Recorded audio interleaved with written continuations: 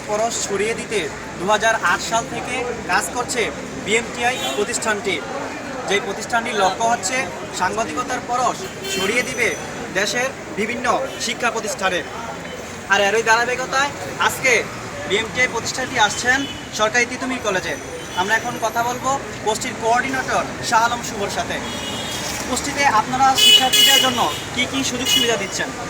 ধন্যবাদ আপনাকে। আর আমি এটা বলতে চাই, আমি এখানকার স্টুডেন্ট, তো যারা আছে আমি চাচ্ছি যে এখানকার প্রত্যেকটা স্টুডেন্ট এখানকার যে সুযোগ সুবিধাগুলো আছে বা এটা সাংবাদিকতা সম্পর্কে তারা উদ্বুদ্ধ হোক এবং তাদেরকে উদ্বুদ্ধ হওয়ার জন্য যে কোর্স ফি যে বিষয়টা আছে, আমরা তিতুমির কলেজের স্টুডেন্টদের জন্য শুধু তিতুমির কলেজের স্টুডেন্টদের আমরা 50% একটা অফার রাখছি। নর্মালি কোর্স ফি আমাদের 7,500 টাকা।